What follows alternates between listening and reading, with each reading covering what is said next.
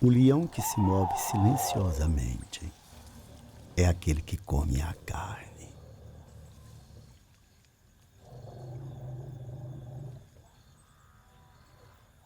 Kenya was a British colonial state from about 1895 to 1963. This meant that there was a huge white settlement in Kenya.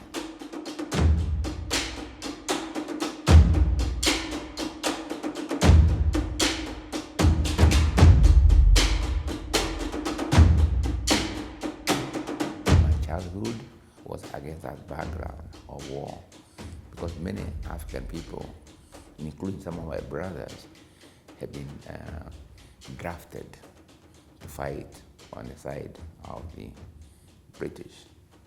I remember the Italian prisoners of war. They used to come to our village looking for eggs.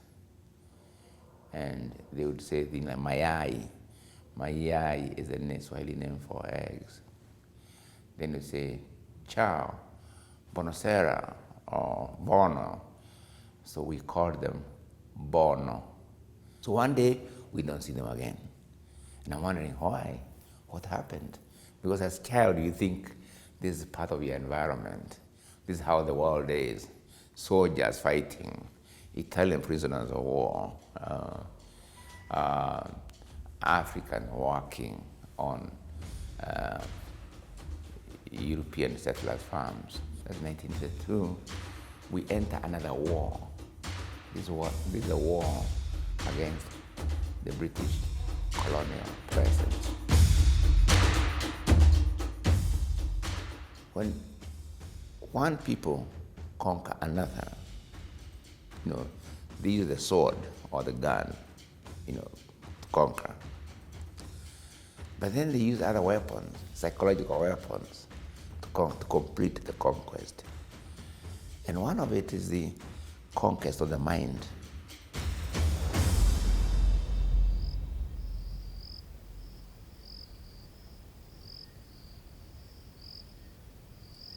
O que não pode florir no momento certo, acaba explodindo depois.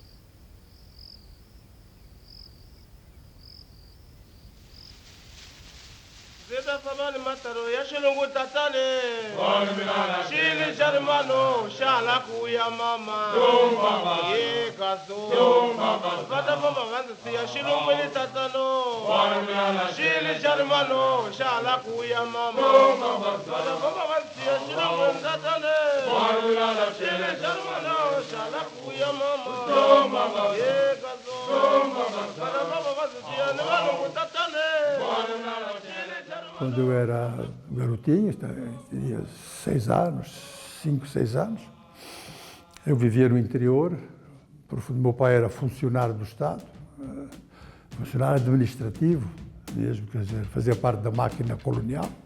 E era muito interessante, porque a gente vivia numa área da qual o meu pai tutelava, digamos assim, a vida, e nós vivíamos rodeados, quer dizer, era uma área que tinha 150 mil negros e 3 brancos, que éramos nós 3. Todas as sextas-feiras era o dia do julgamento, era o dia em que os conflitos entre a população nativa eram dirimidos e julgados pelo meu pai e pelo chefe tradicional da respectiva aldeia. E os castigos traduziam-se em castigos físicos, porque naquela altura era a prática do colonialismo. E foi até bastante tarde. E eu estava ali, me recordo que estava brincando ali à frente de casa, passou um senhor particularmente simpático. Ele veio, cumprimentou-me, perguntou o que estava fazendo e falou um pouco comigo, com um sorriso encantador, e foi-se embora. E esse senhor vinha para um julgamento. E eu, mais tarde, vi-o sendo punido fisicamente e de uma forma muito humilhante. E isso ficou marcado na minha cabeça a ferro. a ferro e fogo.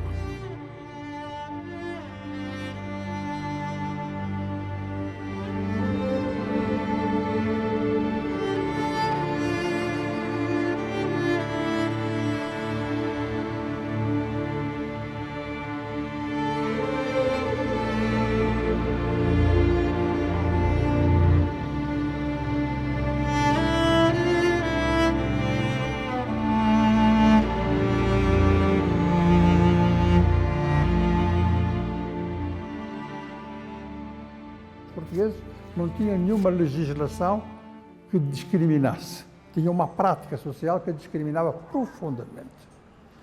E eu assisti várias vezes. Os cidadãos, os utentes negros, deveriam ir nos 3, 4 bancos de atrás. E a partir daí não podiam ocupar mais bancos no transporte público, mesmo que o ônibus estivesse completamente vazio. Havia alguns casos de homens formados, feitos, serem escorraçados, serem expulsos do ônibus por não poderem ocupar cadeiras que eram privilégio e exclusividade dos colonos. Porque o presidente Samora Machel sempre dizia que a opção revolucionária obrigava-nos a romper o cordão umbilical. E eu realmente rompi o cordão umbilical com aquela... Fiz um esforço muito grande para romper o cordão umbilical com aquela sociedade colonial da qual eu sou filho.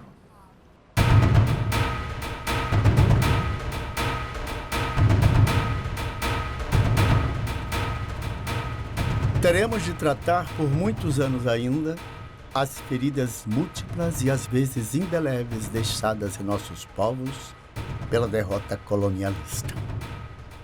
O imperialismo que hoje se bate contra uma autêntica libertação dos homens abandona por toda parte germes de podridão que temos implacavelmente de descobrir e extirpar de nossas terras e de nosso cérebro.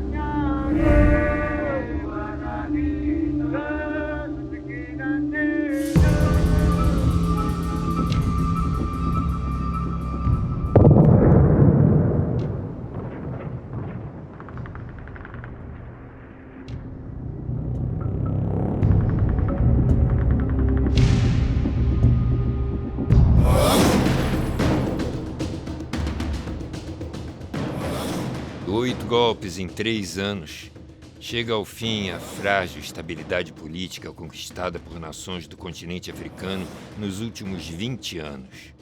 No centro do caos geopolítico, hostilidades internas milenares, rivalidades fomentadas por ex-colonizadores europeus em busca de mais vantagem econômica e interesses dos Estados Unidos, da Rússia e da China.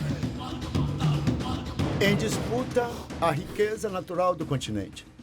Como sempre.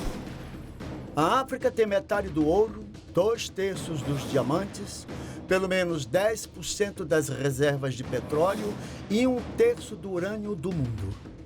Uma em cada 3 lâmpadas na França é alimentada por um único campo de urânio do Níger. Como nos anos 60, africanos que estudaram em academias europeias, parte deles militares, perceberam que as elites políticas estavam vendendo seus países e tomaram o poder.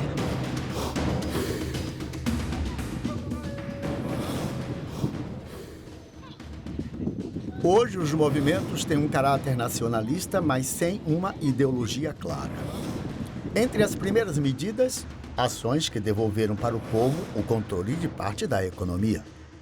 o Níger nacionalizou as reservas de urânio.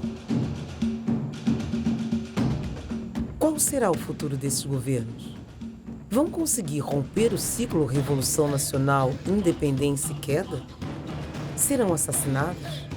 Corrompidos pela máquina voraz do imperialismo? Resistirão ao que o presidente moçambicano Samora Machel chamava as balas reluzentes do capitalismo?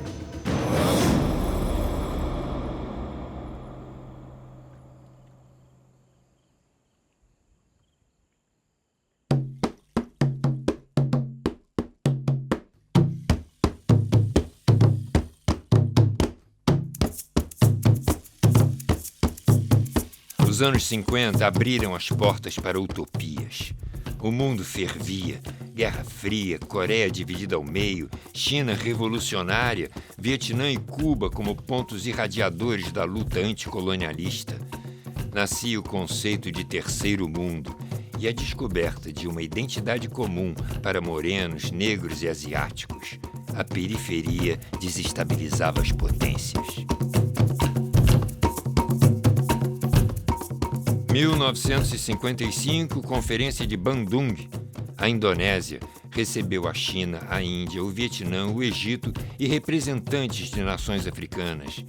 Era o começo de um bloco de países que pretendia trilhar um caminho próprio. A África despertava para sua independência depois de décadas de uma exploração brutal. Nenhuma emancipação africana foi conquistada sem violência. Nem aquelas que terminaram em uma mesa de negociação, com diplomacia. As potências eram lembradas o tempo todo de que o perigo de uma guerra interna com morte dos colonizadores era real.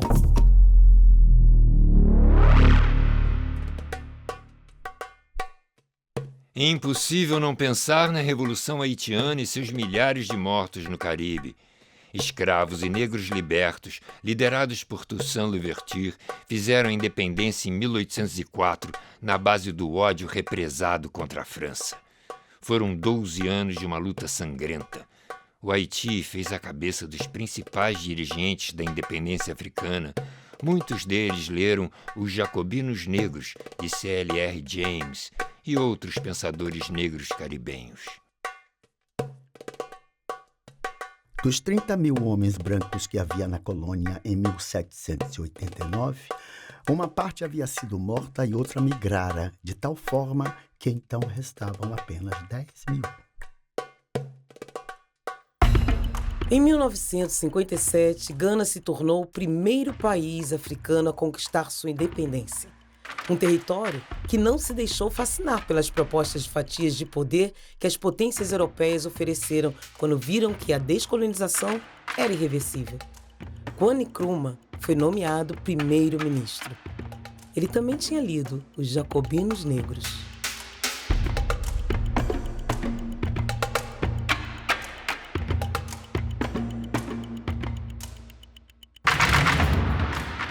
Depois de Nkrumah, viriam Patrice Lumumba no Congo, Jomo Kenyatta no Quênia, Amílcar Cabral em Cabo Verde e Guiné, Agostinho Neto em Angola, Samora Machel em Moçambique, Nelson Mandela na África do Sul e outros líderes que ajudaram a fazer um continente independente. Ainda que isto custe muito sangue até hoje. Em 1960, em apenas um ano, 17 nações ficaram livres.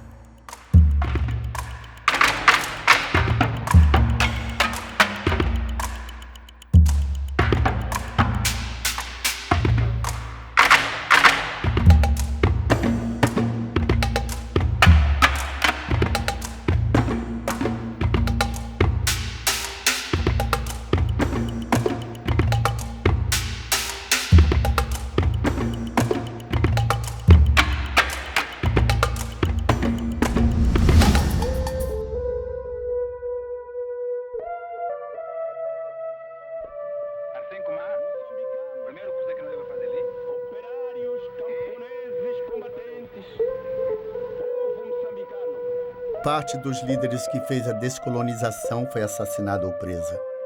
Logo, os territórios voltaram à instabilidade política ou foram entregues a ditaduras.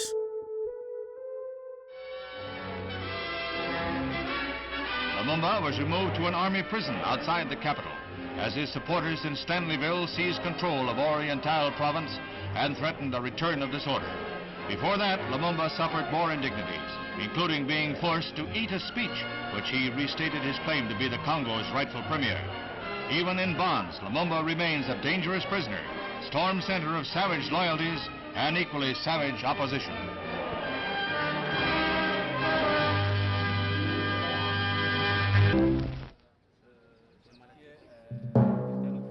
Cinco das 11 crises humanitárias mais graves do mundo estão na África. Dos 15 países mais pobres do planeta, metade também está na África. Aqui na América, o Haiti de Toussaint Louverture ocupa a posição de país mais pobre.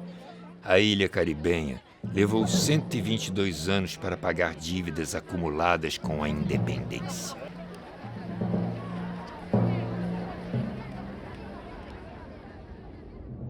Se quiser saber o final, preste atenção ao começo.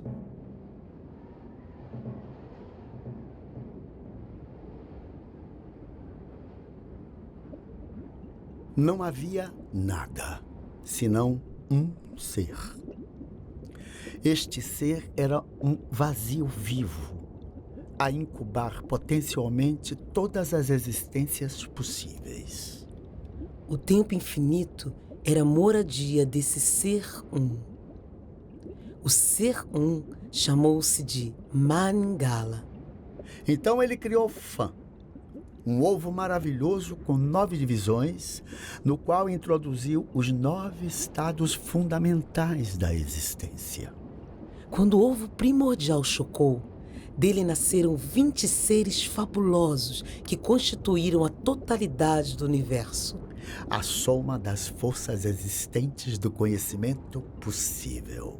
Mas nenhuma dessas 20 primeiras criaturas revelou-se apta a tornar-se o interlocutor que Maningala havia desejado para si. Assim, ele tomou uma parcela de cada uma dessas 20 criaturas existentes e misturou. Então, insuflando na mistura uma centelha de seu próprio hálito, criou um novo ser, o homem.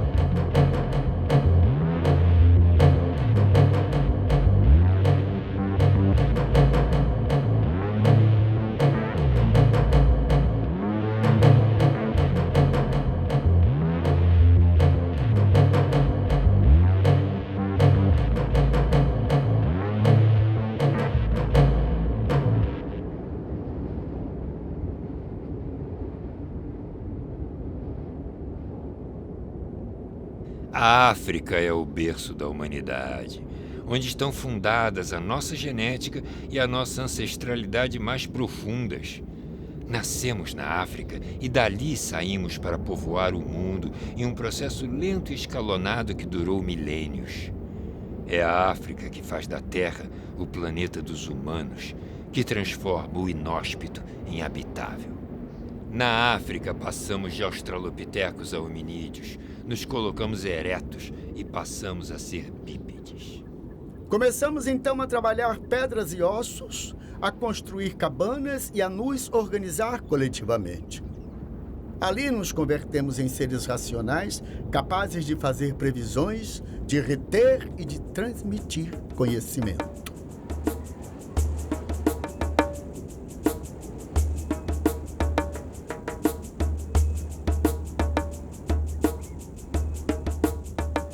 Um continente vasto, estável e diverso, com florestas densas, planícies temperadas, áreas muito férteis, praias, rios caudalosos, montes nevados, zonas frias e os maiores desertos do planeta. Foi o cenário ideal para o começo da nossa jornada evolutiva.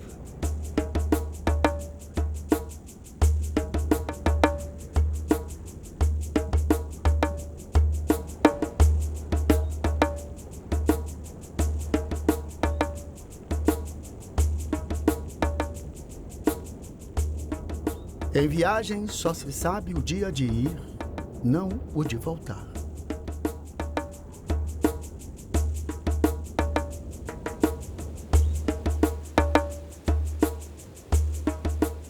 Quando ficava difícil sobreviver ao clima extremo, buscávamos acolhida em novas terras dentro do continente. Essas migrações transformaram a história do planeta. Ao longo do caminho, trocávamos conhecimento, vivíamos conflitos e adaptações. O processo exigia de nós um planejamento sofisticado e deu origem às primeiras formas de pensamento, tecnologia, arquitetura, medicina. E levou à pluralidade de línguas, culturas e etnias do continente africano. As muitas Áfricas, no plural mesmo, nasceram ali, no começo de tudo. Entre 500 e 1000 anos antes da Era Comum, antes de Cristo, uma série de alterações climáticas e disputas por territórios intensificaram os processos migratórios no continente. Essa movimentação interna ainda é uma marca dos povos africanos.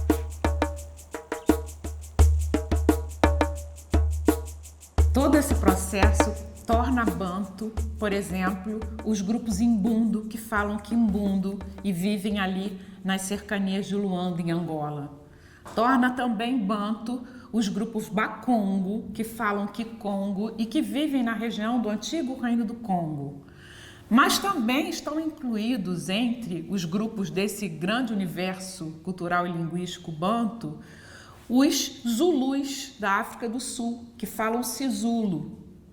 E da mesma forma, os Makua em Moçambique, os Chona, os Xhosa, que são grupos que também se localizam na África Austral. É um grande universo cultural e linguístico e que a presença desses grupos tem a ver com uma longa história de migrações.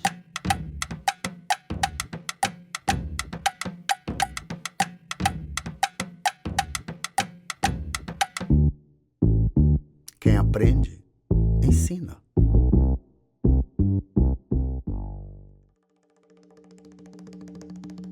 Africanos conheceram a metalurgia e o plantio, duas experiências revolucionárias para a história da humanidade desde muito cedo.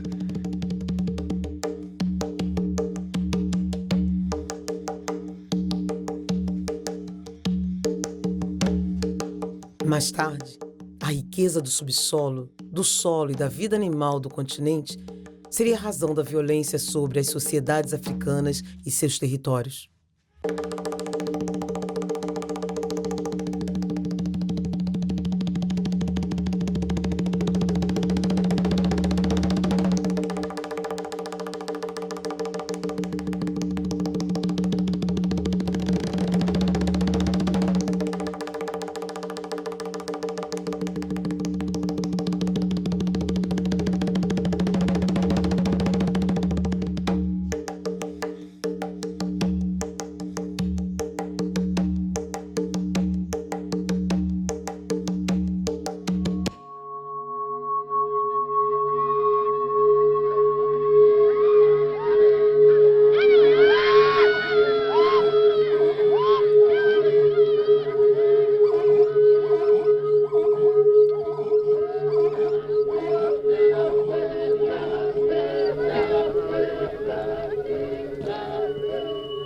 Quando irmãos brigam até a morte, é o estranho que ganha a herança.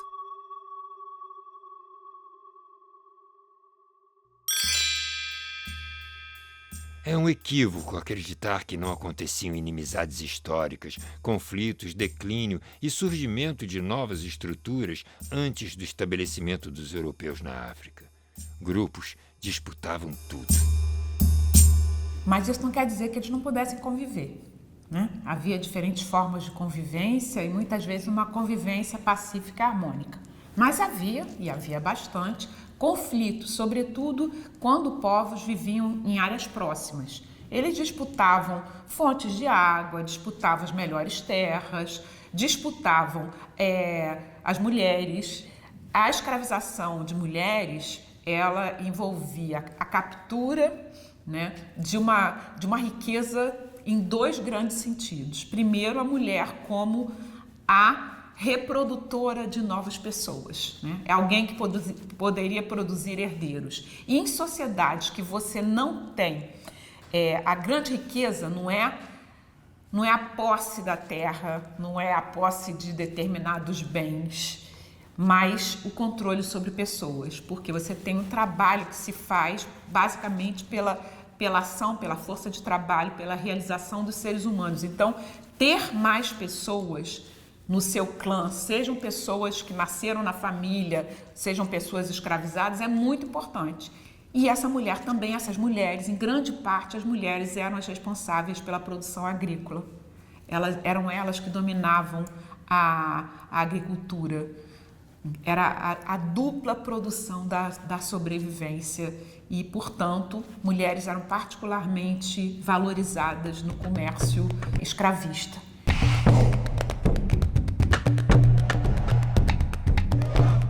Mesmo onde as raízes familiares eram definidas a partir da linhagem feminina, as sociedades matrilineares havia um desequilíbrio de poder. Prevalecia o domínio masculino. No norte de Moçambique, por exemplo, os bens eram passados para os descendentes por meio das famílias das mulheres.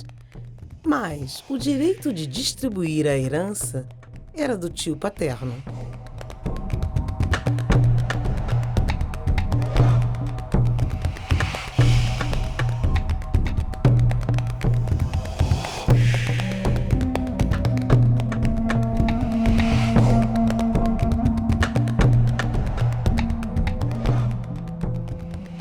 A África passou a ser chamada de terra incógnita a partir da presença europeia.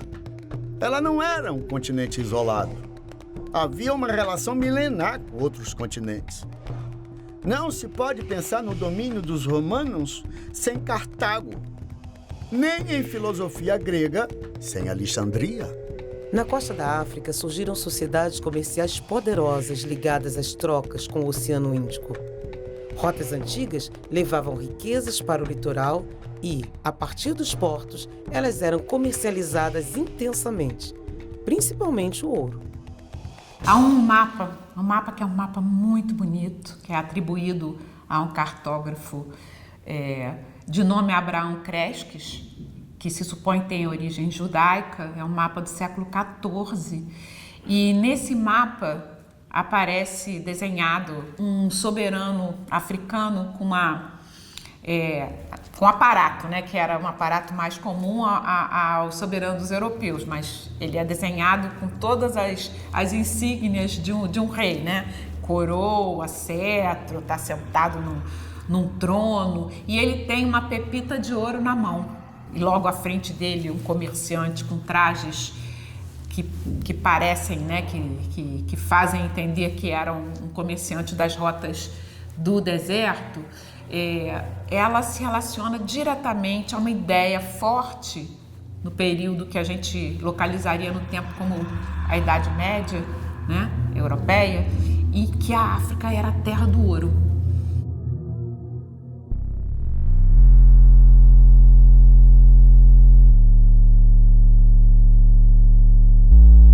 Para pensar como foi possível a colonização do continente africano a partir da segunda metade do século XIX, precisamos olhar para trás. Para a relação de expoliação que o tráfico atlântico de africanos escravizados impôs durante um longo tempo. Entre os séculos XV e XVIII, poucas regiões do continente tinham uma presença europeia com governo, tropas, funcionalismo. A França e a Inglaterra estavam presentes, mas não era uma colonização propriamente dita. Já os portugueses estabeleceram um domínio sólido em áreas de Luanda e de Benguela bem antes de uma colonização efetiva por outras potências europeias. Dali, saíram levas de escravizados para o Brasil. Esse tráfico atlântico desestruturou reinos, cidades, aldeias. Criou inimizades ao armar pessoas que faziam cativos fora de seus grupos. Traficantes passavam a traficados. E até mesmo governantes foram transformados em escravizados. Houve uma resistência intensa que exigiu gastos com controle e vigilância dos escravizados. Fugas, rebeliões e motins ocorriam durante todo o trajeto, inclusive nos barcos que transportavam os escravizados para fora da África. E como os africanos vendiam seus irmãos, é que na maioria das vezes eles não consideravam irmãos. Essa ideia da África como uma unidade é uma construção muito posterior. A consciência de problemas comuns que afetam o continente africano nasceu durante o contexto de colonização europeia. Antes, a África teve pensadores, e esses pensadores começaram desde a história egípcia. Então, você pode identificar facilmente, no terceiro milênio antes da era cristã, pessoas no Egito Antigo que se poderia tranquilamente hoje considerar como pensadores, como Ptahotep, por exemplo, até Santo Agostinho, né, no norte da África, no século IV, no século V da era cristã, até Ibn Khaldun, na Tunísia, no século XV da era cristã. Enfim, vários pensadores, portanto, podiam se colocar. Os eruditos de Timbuktu, dos séculos XV, XVI e XVII. Então, mas essas pessoas, embora tivessem no pensamento, tivessem em questões de conhecimento erudito, a sua forma de pensar a realidade, não tinham a ideia de pertencerem a um continente com o nome África.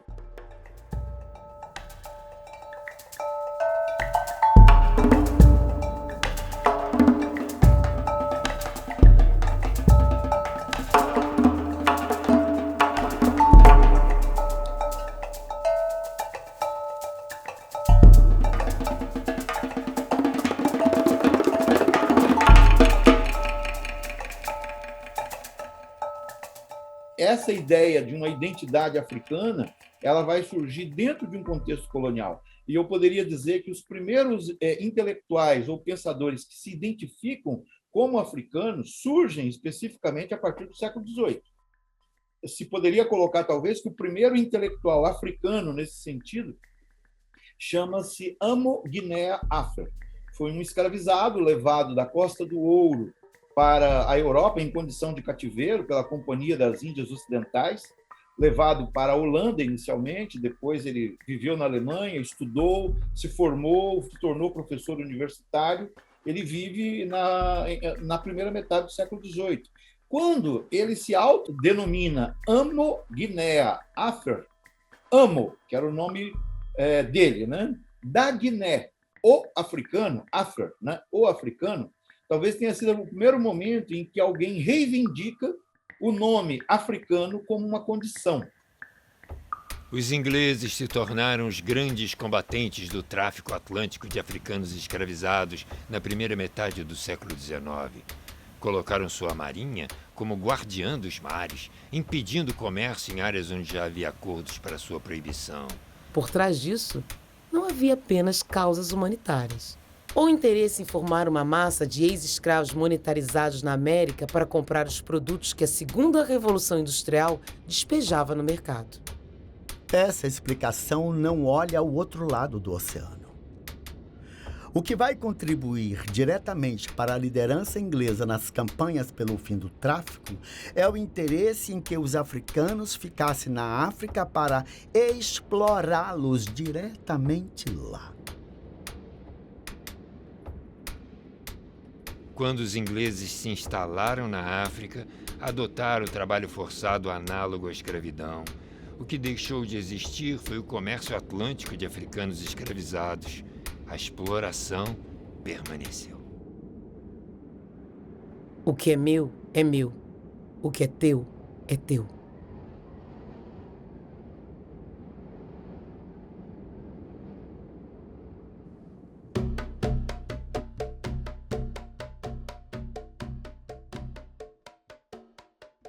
Existia uma África pulsante antes da chegada dos colonizadores, com diferentes estruturas de poder. Havia os sultanatos, os grandes reinos soberanos com núcleos centralizados, os territórios que se autogovernavam e tinham uma área de influência próxima, como as cidades-estado gregas, e as sociedades não sedentarizadas, conduzidas por líderes de grandes famílias.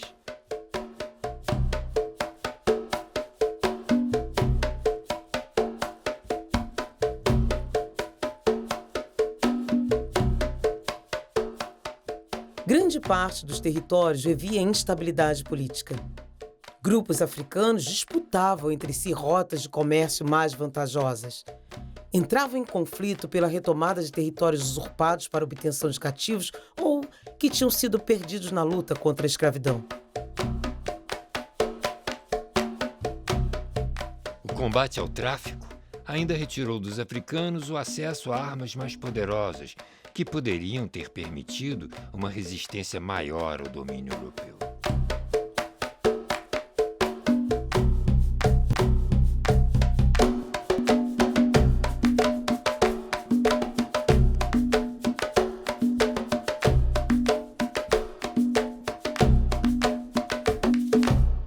Uma das grandes justificativas para a presença europeia, para a conquista europeia, em meados do século XIX em diante, de meados do século XIX em diante, é justamente não apenas levar a civilização, o progresso, práticas sociais consideradas mais humanitárias, mas, sobretudo, combater o tráfico escravista. Eles vão utilizar essa justificativa para dar um tom humanitário à sua entrada e nesses territórios, né? E o fato deles estarem se apossando nesses territórios. O discurso era de que eles estavam cumprindo uma missão, que era uma missão com características praticamente religiosas, né? O grande fardo do homem branco, a obrigação do homem branco de ter que levar essa civilização, esse progresso, essas boas práticas humanitárias para aquelas regiões que estavam perdidas, né? Que estavam selvagemmente vivendo dessa forma condenável.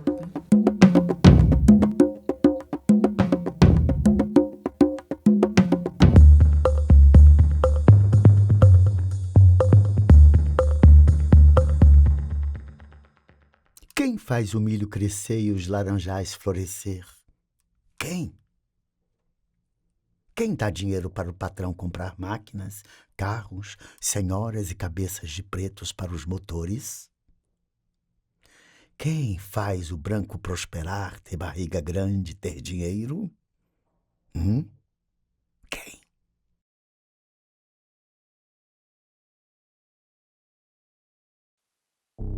A Europa se transforma no final do século XIX. A produção das fábricas cresce com máquinas mais sofisticadas e menor esforço humano. A população urbana aumenta por conta dos avanços da medicina. Cresce o mercado consumidor dentro da Europa, que reivindica mais mercadorias e produtos que não se obtêm apenas em solo europeu. A produção de matérias-primas redesenha as relações entre os continentes. África e Ásia entram na mira da expansão imperialista europeia. O parasita não vive sozinho.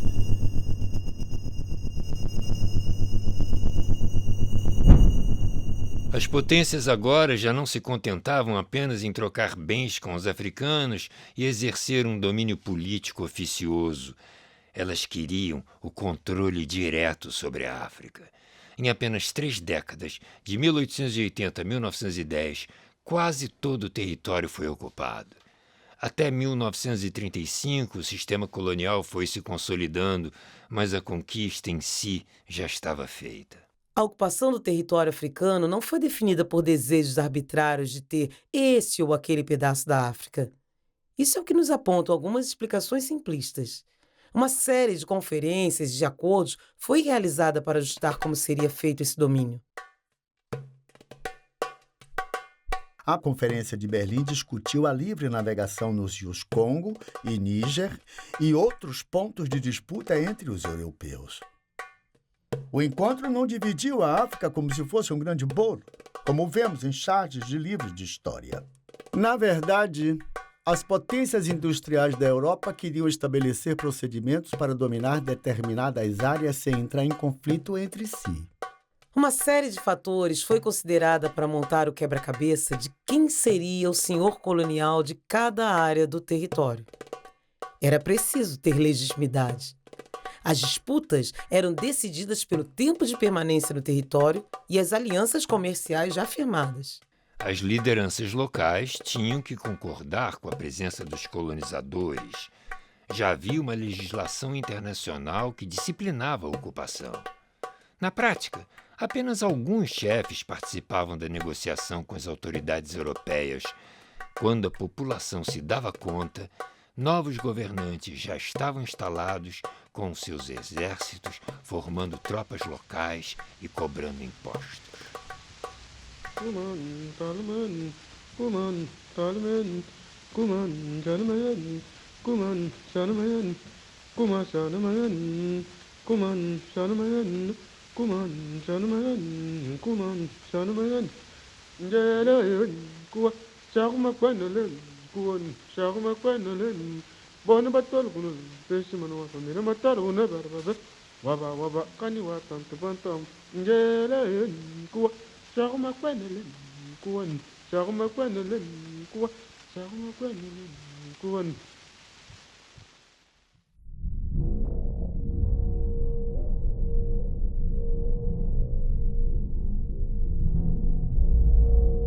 Antes do século XVIII, antes do século XVII, racismo não existia contra negros. O racismo aparece ligado ao surgimento da antropologia, que era um saber e uma técnica de administração dos países colonizados, dos colonialistas na África. Quer dizer, quando a antropologia cria a ideia de homem universal, essa universalidade vem numa espécie de fita métrica onde há uns mais universais do que outros. O que está no 100, no ponto de chegada da fita métrica, é o europeu, branco, de preferência louro e de preferência de olhos azuis. E aí vai essa escala decrescente até chegar ao africano, por derivação negro, que é a cor de qualquer homem em qualquer lugar do mundo que se pareça com a cor dos africanos. Portanto, a ideia do homem universal cria automaticamente, logicamente e eticamente, o não-homem universal.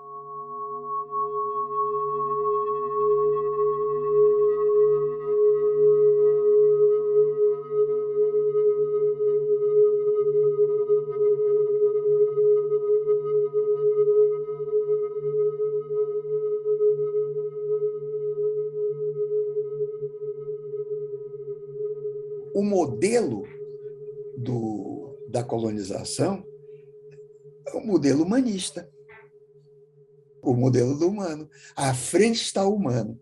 Ora, esse humano significa por que está à frente aquele homem ali, que direito ele tem de colonizar? Ota Benga, um jovem congolês escravizado, foi comprado por um pouco de chita e um colar de contas.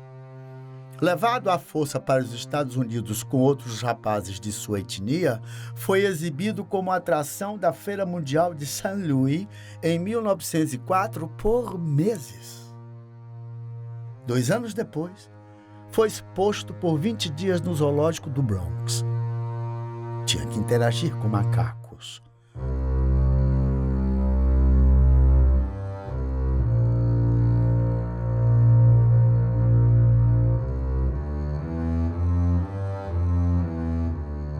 Seus dentes afiados e baixa estatura, comuns na região central do Congo, atraíram multidões em Nova York. Ele tinha 23 anos. Reverendos negros que consideraram a situação um ultraje conseguiram tirar o jovem do zoológico.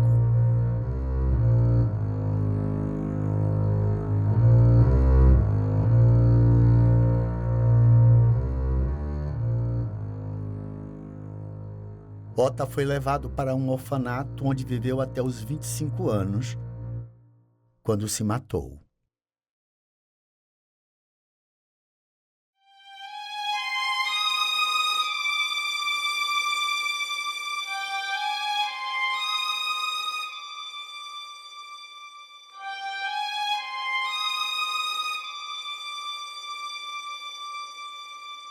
A primeira via de ocupação foi a exploração intensiva das riquezas naturais via comércio legítimo, a ponto de restar menos do que o mínimo para a sobrevivência dos nativos. No início, madeira e marfim, que já estavam disponíveis em abundância no território africano. Depois, as primeiras grandes fazendas produtoras de amendoim, café, algodão. Tudo isso sustentado pela brutal exploração dos trabalhadores africanos. A Europa não estava mais comprando e vendendo gente. Africanos não eram arrastados de suas casas, acorrentados e exportados para outros países como mercadoria. Agora eram relações comerciais legítimas, mas baseadas na extrema desigualdade econômica e de poder. Eram subordinados de outras formas. Perdiam suas terras, precisavam encontrar meios para sobreviver e para pagar altos impostos criados pelos colonizadores. E em moeda. A taxação foi um forte meio de obter trabalhadores forçados. Quem não pagava o imposto era obrigado a trabalhar para o governo colonial. Servidão por dívida mesmo.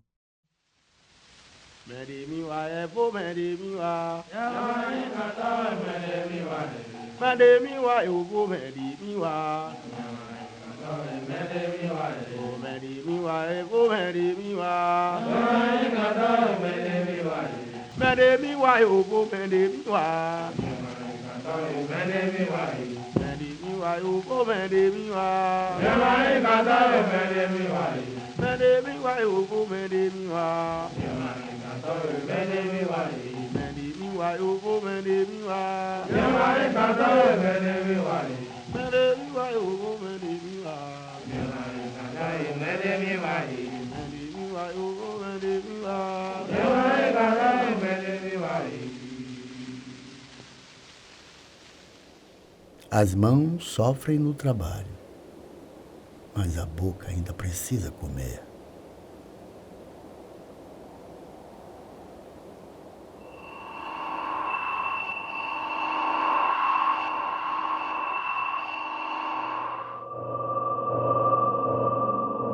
Para que o domínio avançasse, os africanos tinham que se tornar parceiros da teoria de que a África precisava ser civilizada. Não bastava oferecer vantagem econômica nesses acordos desiguais de comércio. Era necessário convencer de que o estabelecimento dos europeus no continente era bom para a África. As missões religiosas foram fundamentais nesse processo.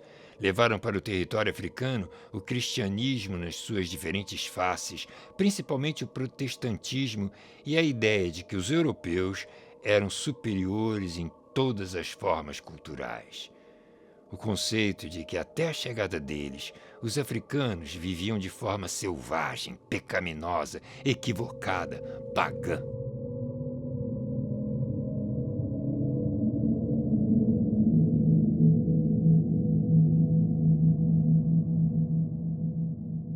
O cristianismo faria com que as guerras acabassem e melhoraria a vida dos africanos.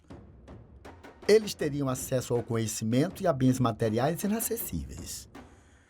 As missões atraíam os filhos da elite africana para esse mundo europeu. Nas escolas religiosas, eles aprendiam as primeiras letras e uma compreensão de mundo que permitia fortalecer a estrutura colonial. Era um local de muita opressão. Destruía a autoestima dos alunos com um aparato religioso ideologizado, racista, violento quanto aos costumes e tradições africanos. Europeus eram sempre mais capazes, inteligentes e sábios do que os africanos. Meninas eram submetidas à extrema violência psicológica. Tinham que manter seus quadris parados enquanto dançavam, cobrir seus corpos, esticar seus cabelos.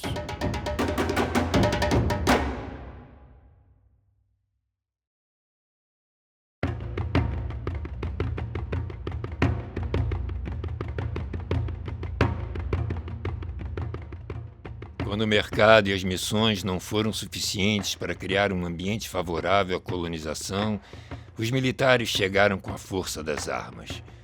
Eles não diziam que estavam conquistando o território, mas que iam combater o tráfico, a barbárie, defender missões invadidas e facilitar a propagação do cristianismo. Tudo justificável. Nessas tropas havia uma importante presença de africanos. Eram grupos que estavam excluídos do poder local, que tinham ficado em desvantagem no comércio de escravos ou perdido suas terras.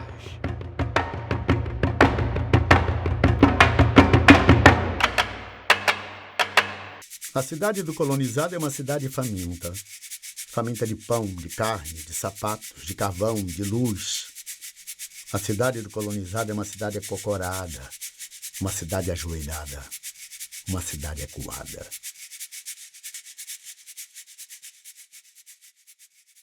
Você só coloniza aquele que você primeiro inferioriza. Você não coloniza quem é igual. Então, a primeira condição da colonização, de você colonizar um povo em uma região, é, na verdade, desqualificá-lo, inferiorizá-lo. A inferiorização do outro é a condição da colonização. Então, já começa com um problema de desqualificação, isso que eu chamo de experiências humanas outras, né? Que é o que é a humanidade na sua riqueza diversa. São diversas formas de ser humano. Então, eu sempre falo que nunca deve se falar simplesmente em expansão do capitalismo, porque a expansão é a visão de quem está se expandindo, mas para quem está sofrendo, aquilo que nós chamamos tranquilamente de expansão é invasão. Se coloca do ponto de vista do povo que está sofrendo essa expansão, é invasão dos seus territórios. Então, eu falo que o capitalismo, para se expandir, ele necessita invadir territórios outros, e para isso ele precisa disso que eu chamo de visão colonial.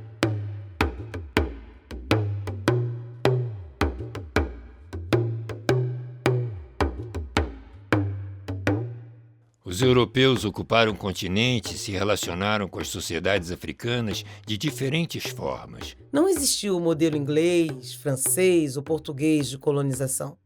Como praticamente tudo na África, não é possível falar em domínio no singular, mas em muitas formas de exploração colonial, da negociação à violência.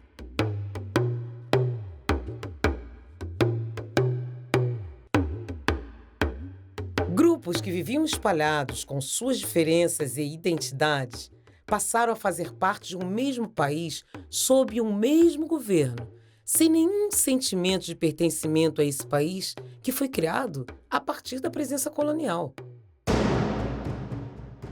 Os portugueses vão querer construir, já em meados do século XX, a ideia de que os territórios africanos sempre fizeram parte do Império Português e depois da nação portuguesa.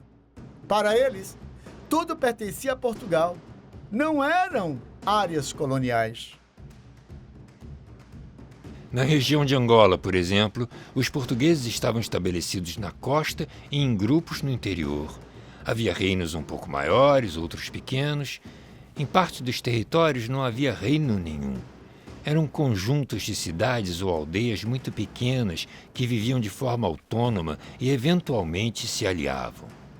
De repente, passaram a fazer parte de um mesmo país que não tinha estofo histórico para sustentar essa unidade.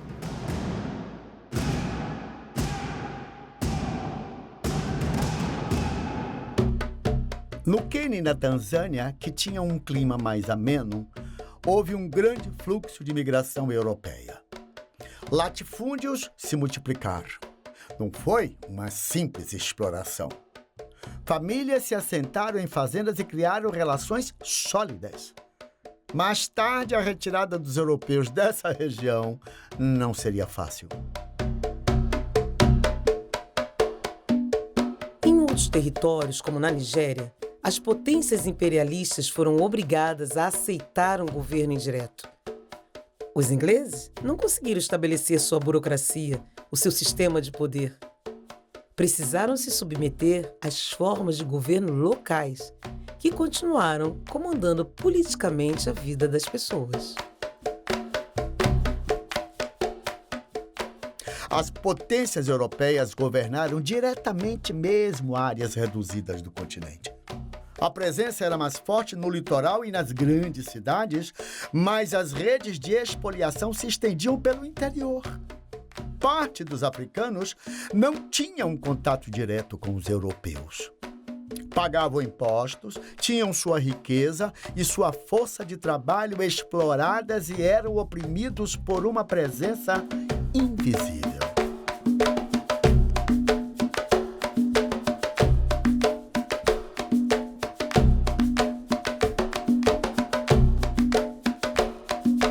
O poder colonial ele chegava por vias indiretas, sobretudo pela cobrança de impostos e pela cobrança de trabalho, que às vezes se traduzia no trabalho forçado, às vezes se traduzia na convocação de um número determinado de habitantes daquela região do interior para atuarem nas frentes de guerra. Ou seja, uma série de maneiras indiretas do poder colonial se fazer sentir e de ser exercido e que não eram percebidas com a presença europeia fisicamente, né? E não seguir essas ordens, aí sim poderia significar uma entrada de tropas, uma violência maior que os chefes muitas vezes evitavam. Não era apenas uma colaboração com o poder colonial.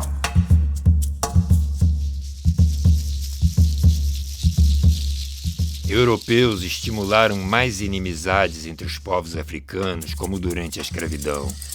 Governos davam um certo reconhecimento a determinados grupos, permitindo acesso a cargos na administração colonial, e tratavam outros como subalternos. A rivalidade sempre foi muito vantajosa para as potências.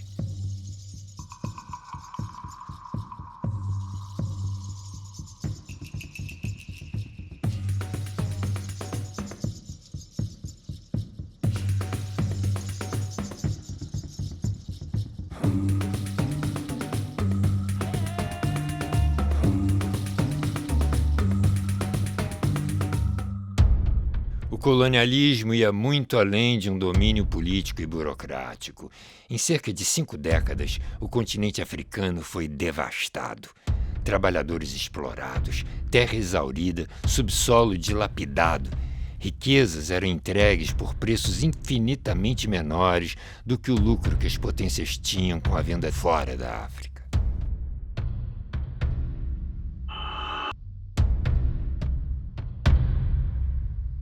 A busca por ferro e cobre, essenciais para as máquinas industriais e para a construção de ferrovias, fez com que territórios fossem duramente invadidos e explorados. Produtos como algodão e marfim eram muito disputados.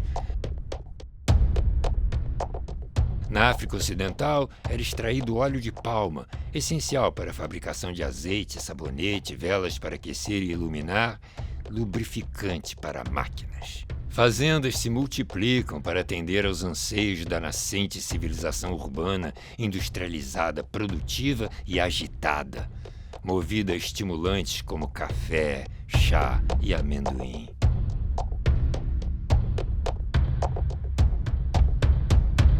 E aí, por exemplo, entra o comércio para os Estados Unidos, que se torna um grande consumidor do amendoim e que não ocupou colonialmente nenhuma área do continente africano, mas vai indiretamente se beneficiar da exploração dessas terras e dessas pessoas que trabalhavam nas terras, consumindo esse bem que era obrigatório de ser produzido e produzido em quantidade.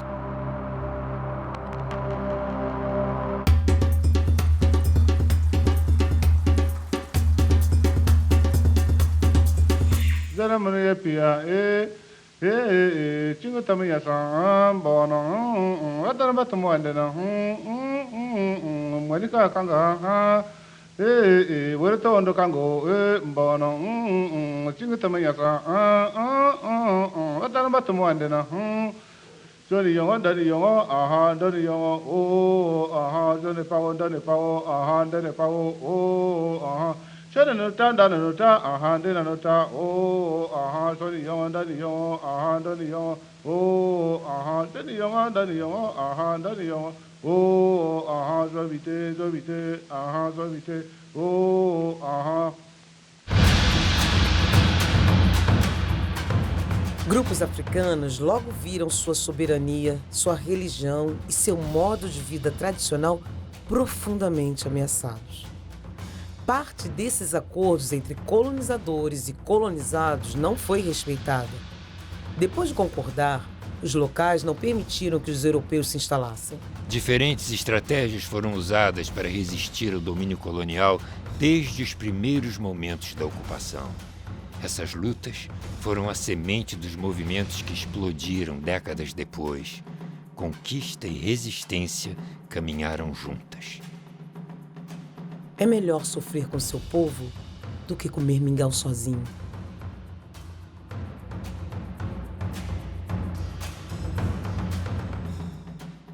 O que se torna o símbolo da resistência africana nesse contexto de ocupação colonial é a resistência etíope. Não é à toa que a Etiópia continuará sendo sempre o símbolo maior da independência africana. Havia um processo de ocupação em curso por parte da Itália, né? Então tem uma pressão muito forte na região do Chifre da África da Itália, mas também da Inglaterra em relação ao Sudão. E essa pressão da Itália sobre a Etiópia levará a um conflito armado na chamada Batalha de Adwa, ocorrida em 1896, no qual o exército etíope, sob a liderança do imperador Menelik II, venceu a coligação inglesa e somali.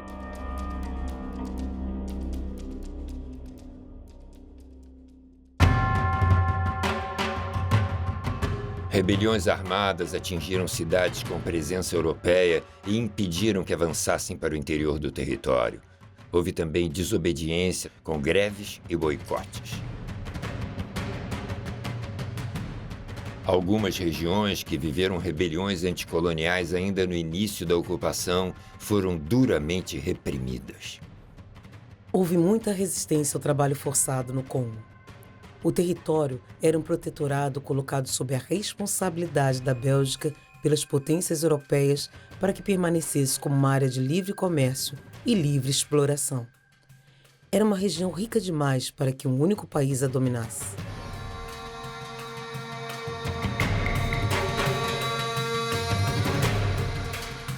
Forças coloniais militares usaram de toda a violência para punir os rebeldes.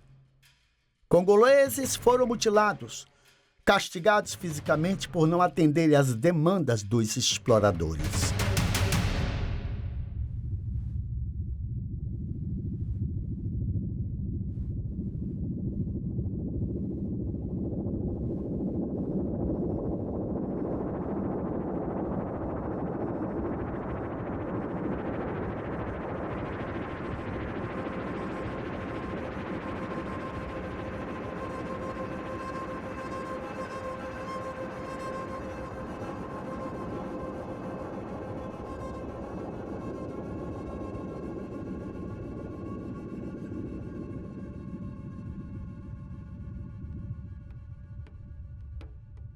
Os primeiros campos de concentração, sementes do Holocausto, foram instalados na atual Namíbia pelo então Império Alemão. O povo nômade herero resistiu aos trabalhos forçados e foi massacrado. Os Nama também. Em 2021, a Alemanha reconheceu as atrocidades cometidas contra os dois povos e se desculpou pelo genocídio. Tarde demais.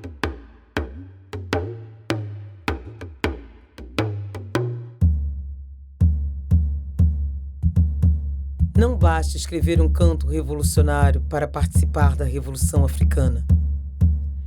É preciso fazer essa revolução com o povo.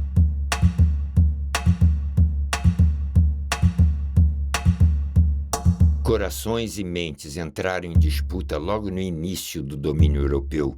As ideias e literatura anticoloniais, produzidas dentro e fora da África, foram fundamentais para incentivar as lutas por liberdade que explodiriam nos anos 60. Filhos das elites africanas deixavam suas famílias e iam estudar na Europa e nos Estados Unidos. Quando voltavam para sua terra natal, colocavam um pensamento anticolonial para circular, principalmente nas cidades. Por mais que tivessem posições privilegiadas se comparados aos seus conterrâneos, eles nunca seriam tratados como os brancos europeus. A libertação fortalecia a possibilidade de serem governantes na sua própria terra, ou pelo menos de conseguirem maior espaço na política dos seus próprios países. Eles precisavam do apoio local e das massas para pressionar os governos coloniais a ceder mais poder para os africanos. Quem não tinha acesso a livros conhecia o pensamento anticolonial pela imprensa ou por materiais de divulgação. Os não alfabetizados tomavam contato pela oralidade, muito presente nas culturas africanas. Era uma produção cultural feita em línguas europeias, mas que circulava com muita facilidade nos povos nativos. Nas cidades, o uso da língua do colonizador era muito forte. Era ensinada nas escolas, dominava toda a comunicação oficial. Quando as teias de aranha se juntam, elas podem amarrar um leão.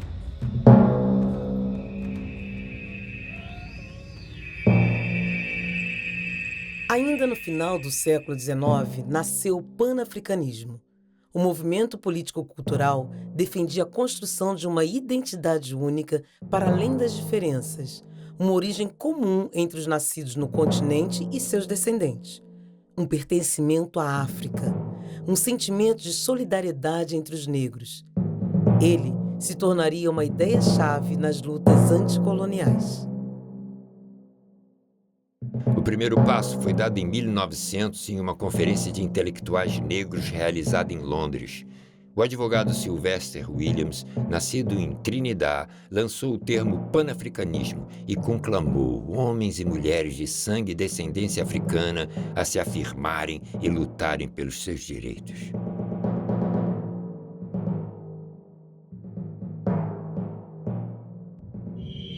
Em 1919, em Paris, William de Bois, um homem negro estadunidense, organizou o primeiro Congresso Pan-Africano.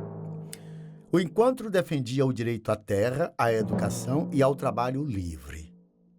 Afirmou que o racismo seria o problema central do século XX. Propôs a criação de um código internacional que garantisse o direito dos nativos na África e um plano gradual para conduzir à emancipação das colônias. A Revolução Russa, de 1917, ela é muito importante para muitos intelectuais ativistas do Terceiro Mundo. E em relação aos pan-africanistas, ao ativismo negro, não foi diferente. Então, eles passaram a ver a Revolução Russa e, sobretudo, a Internacional Comunista, posteriormente, como um farol para a luta deles também.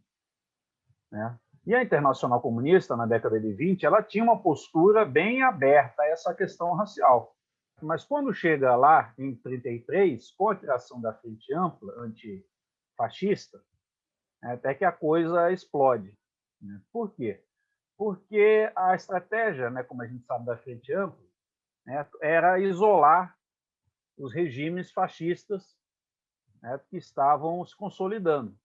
Nós já tínhamos a Itália, tinha a Espanha e tinha o Hitler, em 1933, como poder na Alemanha.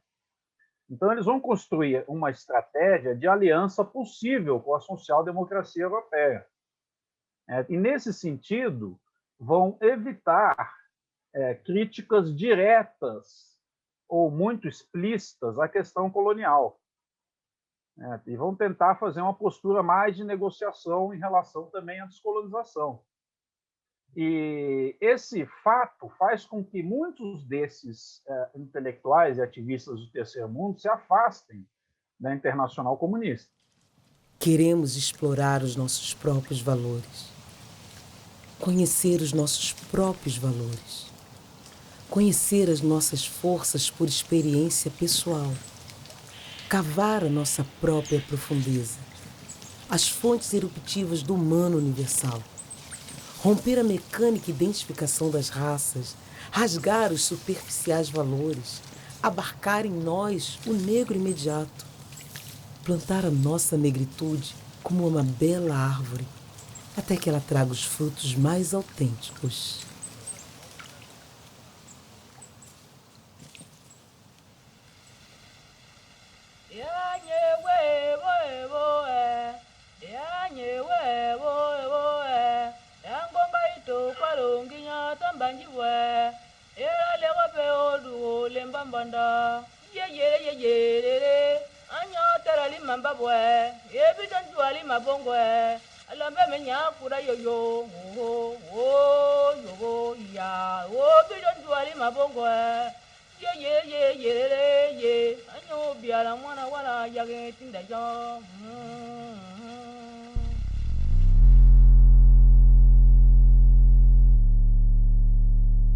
Em 1935, surge um conceito seminal na luta contra a opressão colonialista: a negritude.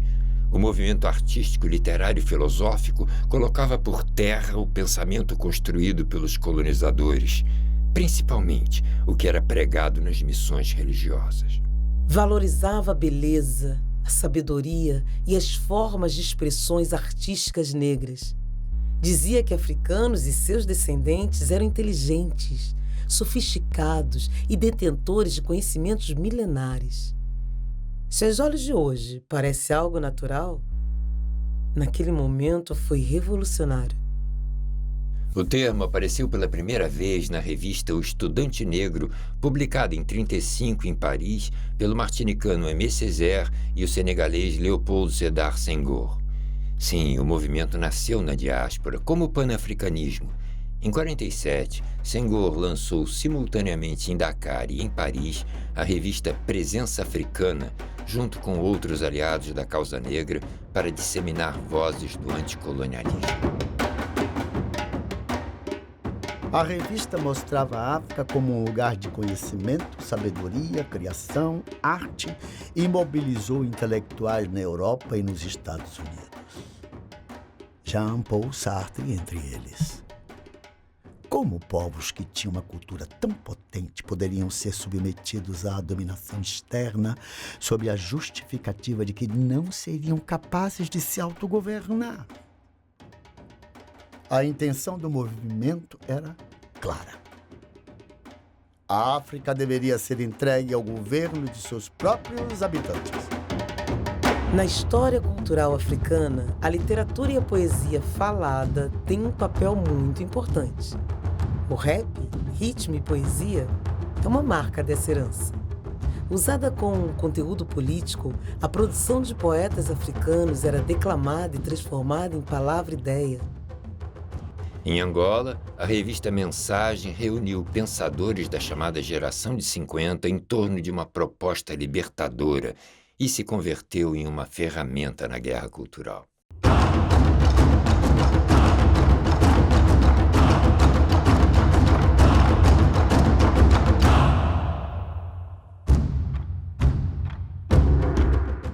Na revista Mensagem, a gente tem, por exemplo, figuras como Antônio Jacinto.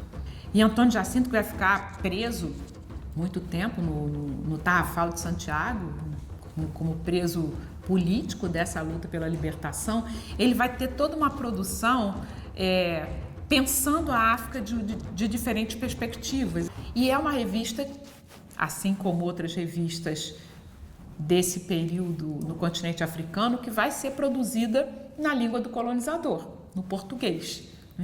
E aí a gente tem uma ideia que é colocada mais tarde pelo Miyakoto, esse escritor moçambicano, em que ele diz que a língua portuguesa é um botim de guerra, que os africanos se apropriam da língua portuguesa quando eles vencem as guerras de independência e transformam essa língua em algo próprio, em algo que se torna deles.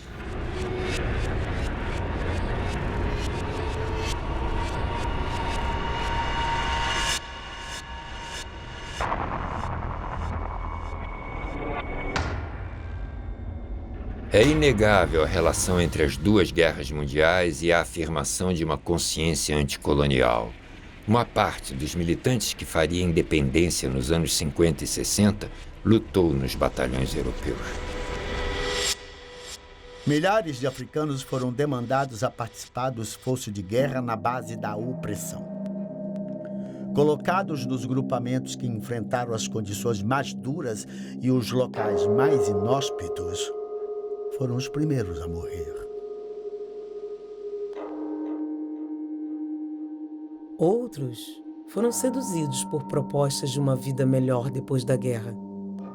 Argelinos, por exemplo, se alistaram com base na promessa de uma futura cidadania francesa. A Segunda Guerra Mundial aflorou valores como democracia, liberdade, garantias individuais.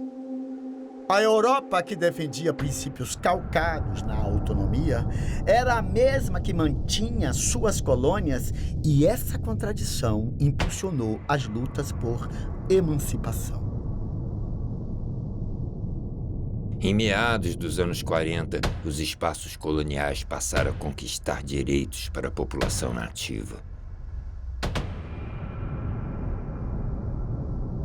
As potências europeias enfraquecidas pela guerra chamavam de concessões, mas eram consequência das lutas internas e da participação dos africanos nas fileiras de guerra.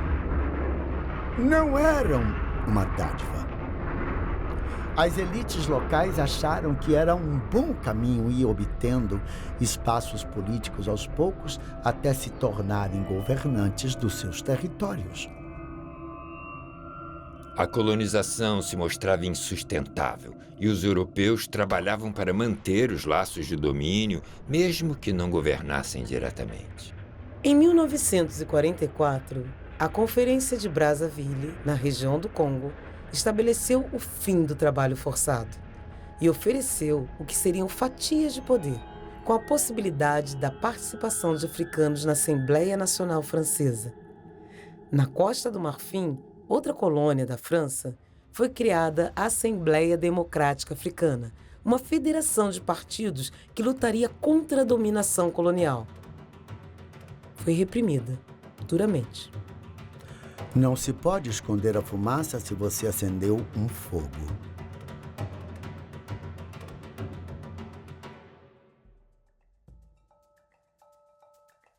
Nasce a percepção de que eram necessárias ações massivas para a obtenção do poder e não somente uma participação progressiva na estrutura colonial.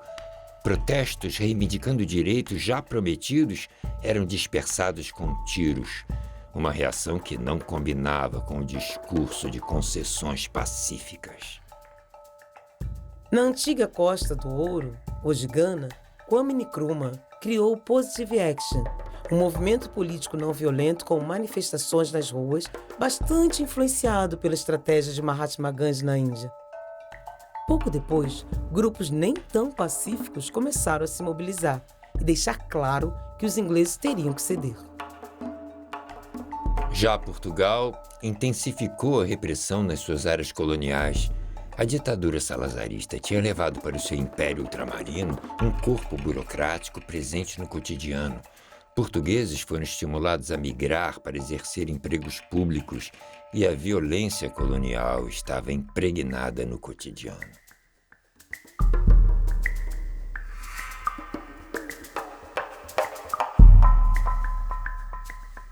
Eu tenho um caso emblemático que eu estava na escola secundária. A escola secundária tinha praticamente 2000, era a única escola secundária no meu tempo que havia na colónia.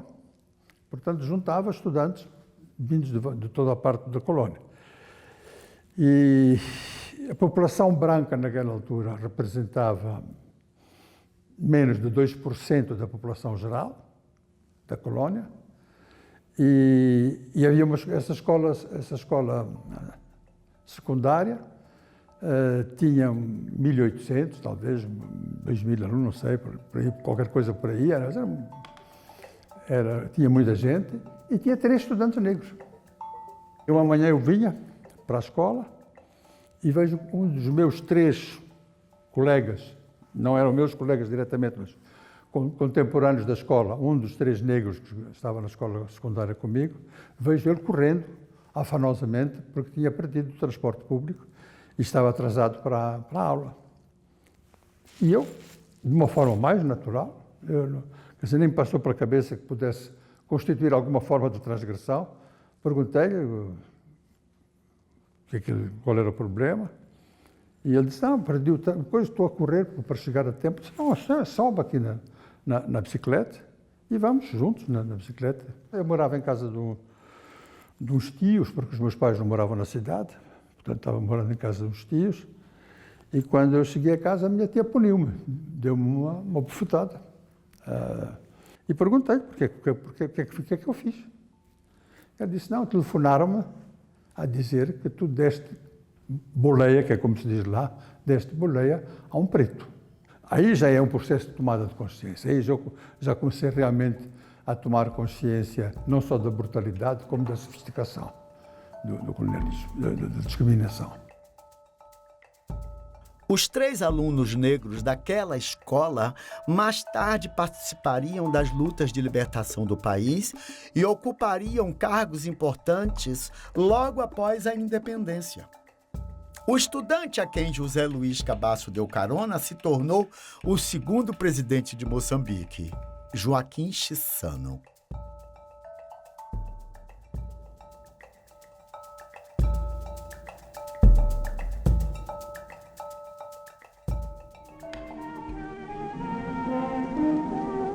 Situé au cœur même de l'Afrique noire, chef-lieu d'un pays aussi vaste que le quart de l'Europe ou le tiers des États-Unis d'Amérique, Léopoldville, capitale du Congo belge, est le sceau monumental que la Belgique civilisatrice a posé au bas du long ruban du fleuve.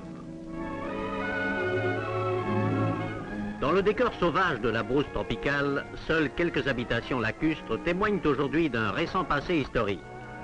Une tribu de pêcheurs y mène la vie ancestrale à 2 pas de la ville moderne.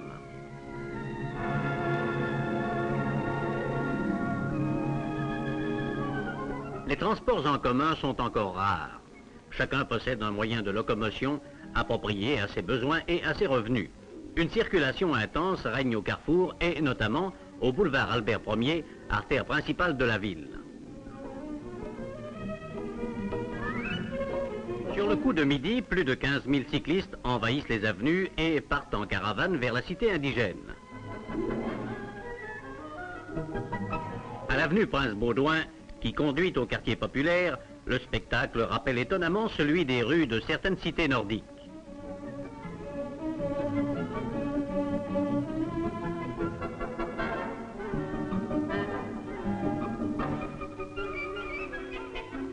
Les missions religieuses ont ouvert de nombreuses écoles. Garçons et filles, avides d'instruction, y suivent assidûment les cours donnés par les instituteurs et institutrices européens et autochtones. Les écoles primaires construisent chaque année de nouveaux locaux pour faire face à la demande toujours croissante d'un peuple qui naît à la civilisation.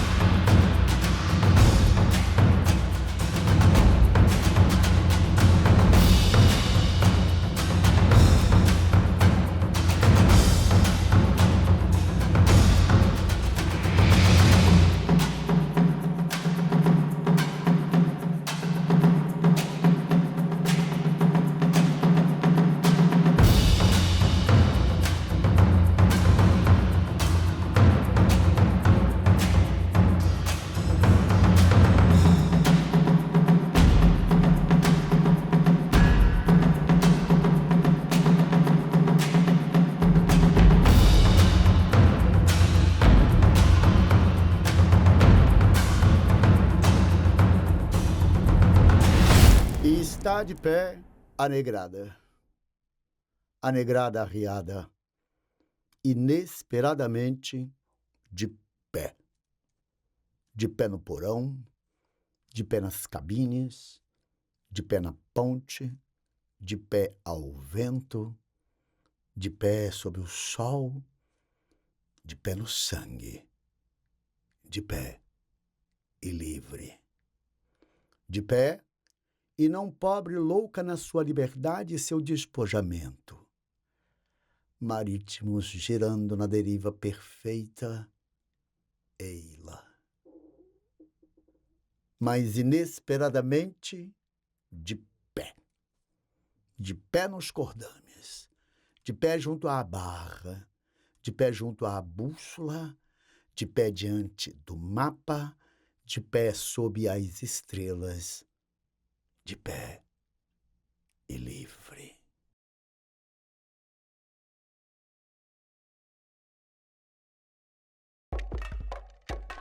Em 61, Tanganyika ficou independente. Seu primeiro presidente, Julius Nyerere, costurou a união com Zanzibar, dando origem à Tanzânia. Nyerere levou sua identidade de professor para a política. Foi um dos mais importantes intelectuais da África pós-colonial. Nos anos 60 e 70, a Universidade da Tanzânia foi um polo de discussão sobre o terceiro mundo. O educador Paulo Freire e o geógrafo Milton Santos estiveram na universidade para discutir caminhos da descolonização. Julius Nyerere, ele é uma das grandes figuras do século XX, na minha opinião. E a experiência mais genuína, mais coerente, mais interessante do socialismo africano, com uma doutrina política própria, autônoma, do meu ponto de vista, é a experiência da Tanzânia. Ele dizia o seguinte: a gente está acostumado a pensar a descolonização, a libertação, como uma ruptura, como um ato messiânico, como uma revolução que ocorre um dia. E ele dizia que não era isso. A libertação, ele é um processo.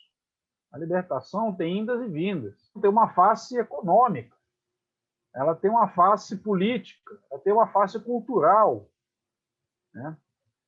E essas coisas não andam necessariamente juntas. Ele foi um dos que não aceitou inicialmente a ideia da unidade africana, do Kwame Nkrumah, por exemplo. Ele foi um dos que não aceitou esse princípio como uma unidade que deveria se realizar de forma abrupta, politicamente. Isso não vai dar certo. A gente tem que construir essa unidade a partir dos regionalismos africanos. O Nyerere é uma pessoa que sai do poder para não ser obrigado a aceitar os novos acordos com o FMI e o Banco Mundial nos anos 80. Ele, para não se tornar um ditador do neoliberalismo, ele abandona o poder.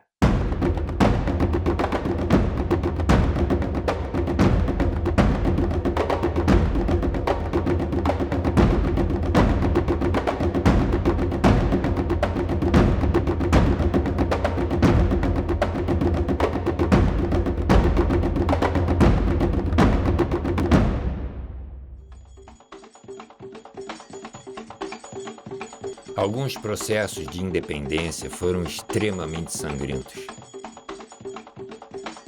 Argélia, Quênia e as colônias portuguesas são expressões da barbárie cometida por colonizadores que não queriam perder seu domínio.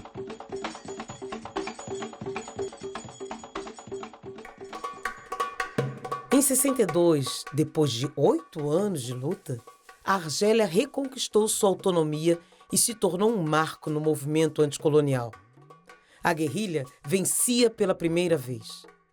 Marcada pela violenta reação da metrópole, a Guerra da Argélia desnudou a brutalidade e o racismo do governo da liberdade, igualdade e fraternidade. A França saía dos escombros da Segunda Guerra e já tinha sido derrotada na sua política colonialista na Indochina. Franceses ocupavam a Argélia há 3 gerações e tinham profundas raízes locais.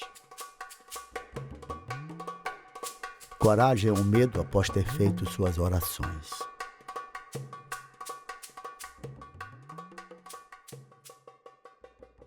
O Islã foi uma força tão importante quanto os partidos políticos na formação de uma consciência anticolonial e na luta contra a ocupação.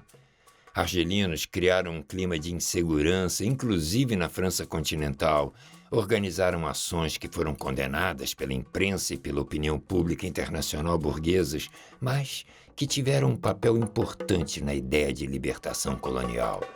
Serviram como exemplo e ameaça. Quem quer ter uma Argélia na sua história? Cada colonizado em armas é um pedaço vivo da nação.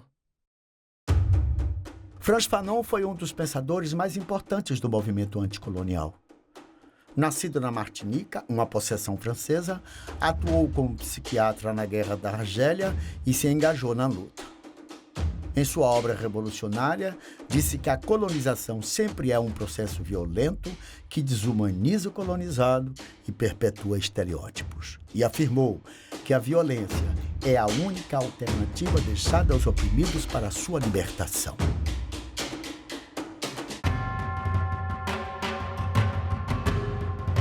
Um ano depois da Argélia, o Quênia, Jomo Kenyatta, fez a independência após 8 anos de luta.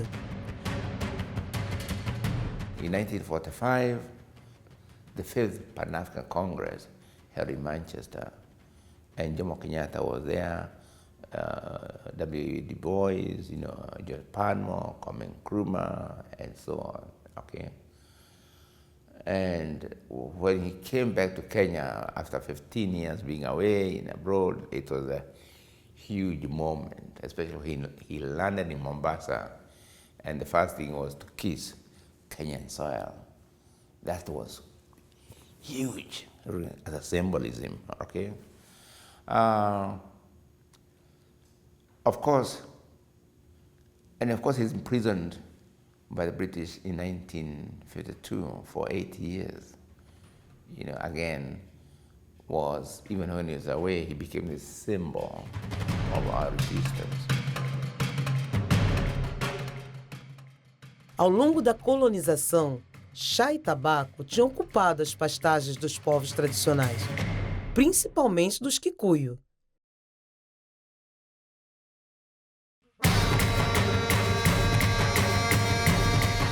Ingleses tomaram à força as melhores terras e foram viver lá. O Quênia foi o maior assentamento de ingleses na África. Agora, essas famílias eram aterrorizadas pelas táticas de guerrilha daqueles que foram expulsos de suas terras e passaram a ser tratados como subalternos. Me, in my own case, for instance, in my home, with my family, my father's place and so on, we spoke Kikuyu, in the morning, in the evening, and so on. But when I went to school, English, right? So there's a discrepancy between the language of daily use, the one which, and the language of ideas, the language of conceptualization of ideas, the language of education. And this is how you begin to get the middle class being molded by language. In Kenya, during the struggle for independence, people built their own schools. And in those schools, although English was taught, very important, but African languages as well. But in 1952, when the British imposed a state of emergency on Kenya, the first thing they did was to ban all African-run schools, right? All of them were banned, no more, right? All the schools which were run by Africans were put under government control, and also imprisoned at least 3 of the poets who were creating songs and poems in African languages here. So there's a shift where now English becomes now dominant in everything. African languages cut out. You get English. Quenianos fizeram incursões em fazendas e centros administrativos, criando um clima de permanente tensão. O grupo Exército, Terra e Liberdade tinha um recado claro: queria reconquistar seu território. Para desacreditar suas ações, foram apelidados pelos ingleses de Mau Mau, uma expressão que não tem significado em Kikuyu.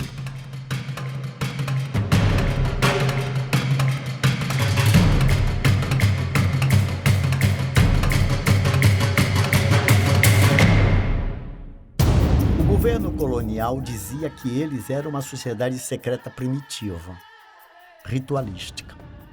Foram massacrados. Fugiram para as florestas, onde foram perseguidos por cães farejadores. Após a captura, eram confinados em campos de concentração. Correu muito sangue queniano nas lutas por liberdade. The whole notion of people power, particularly the Second World War, is actually the leading vocabulary all over the world. Almost all African countries at the time of independence subscribed to some form of socialism. They call it African socialism. But whatever name they gave it, was the idea that power lies with the collective, with the people, right? That's the really basic idea. They may have called it different names. Nyerere called it African socialism. In fact, some Mau Mau generals in Kenya, one of them, the leading generals of the Kenya Land Freedom Army, called himself General China, right? That's how important, the Chinese Revolution was too. Nas escadas do mundo, uns sobem, outros descem.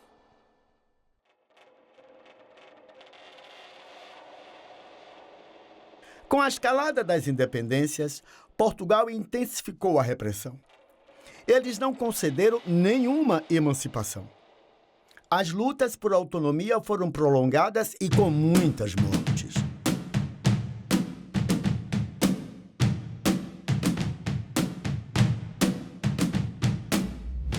Sob o comando do ditador Antônio Salazar, africanos foram massacrados. A OTAN e a África do Sul colaboravam com a potência europeia. Países socialistas e comunistas ao lado dos colonizados. Esse apoio foi fundamental para organizações africanas conseguirem se instrumentalizar na luta anticolonial. Portugal se viu obrigado a aceitar a descolonização pela capacidade militar desses movimentos e pela solidariedade internacional. Foi o tiro de misericórdia em 400 anos de dominação.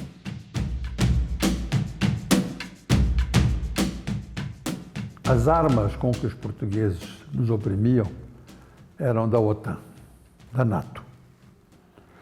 Todas.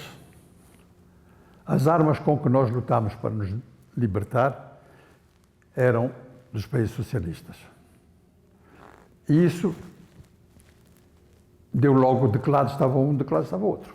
Esta situação implicava que os nossos militares tinham que ir treinar nesses países para treinar o manejo dessas armas. E, portanto, eles conheceram a modernidade. Aparece para os nossos camponeses guerrilheiros como socialista, não como capitalista. Há um primeiro momento em que os países socialistas são os nossos amigos, são os nossos salvadores, são aqueles com quem nós podemos contar para ser independentes. E os países capitalistas são os nossos inimigos, são aqueles com que nós não podemos contar porque estão ajudando os portugueses a manter-nos sob a exploração colonial. Em 62, no exílio, é criada a Frente de Libertação de Moçambique, a Frelimo, que até hoje é a principal força política do país. As lutas por autonomia agora eram irreversíveis. José Luiz Cabasso traiu seu grupo social para ser coerente com a sua consciência. Foi estudar em Coimbra, onde se aproximou de outros jovens africanos com pensamento anticolonial. Formado em sociologia, voltou para seu país convencido da necessidade da libertação nacional. Partiu para a Itália, onde conseguiu contatos para se colocar à disposição da Frelimo. Depois de ter sua vida investigada, foi aceito pela organização. Sua missão? Viver no seio da sociedade colonial e ter acesso ao maior número de informações que pudessem ajudar na luta por libertação. Durante 4 anos, foi diretor de recursos humanos de uma empresa de construção de obras públicas que fazia trabalhos em todo o país, inclusive em zonas militares. E normalmente os comandantes militares queriam me conhecer, convidavam para jantar, etc, etc. E a gente tinha a oportunidade de falar sobre a guerra, sobre os dispositivos de segurança, sobre moral das tropas, sobre os efetivos, sobre o tipo de armamento que tinham e tal. E essas informações eu procurava retê-las na memória até chegar ao meu quartinho para depois escrever e conseguia fazer chegar ao... Era um trabalho característico de inteligência militar. Eu sabia que, sendo branco, filho de colonos, tendo um lugar, tendo uma profissão muito bem remunerada, era um diretor de uma empresa. Portanto, era um colono com sucesso, ou com relativo sucesso. A última coisa que podia passar na cabeça de qualquer branco naquele território era que eu não fosse a favor do colonialismo. Com a independência, em 1975, Cabasso é convidado a participar do governo do presidente Samora Machel como ministro dos Transportes e Comunicações e ministro da Informação. Central e Executivo da Frelimo, Alberto Chipande e Armando Guebuza, os membros do Comitê Central, Mariano Matsinha e Sebastião Mabote, Daniel Mbanz do Comitê Executivo e Graça Simbine, Mário Machungo e José Luís Cabasso, do Conselho de Ministros. Presentes, todos os quadros das Forças Populares em exercício em Lourenço Marques e quadros delegados das províncias às comemorações do 25 de setembro.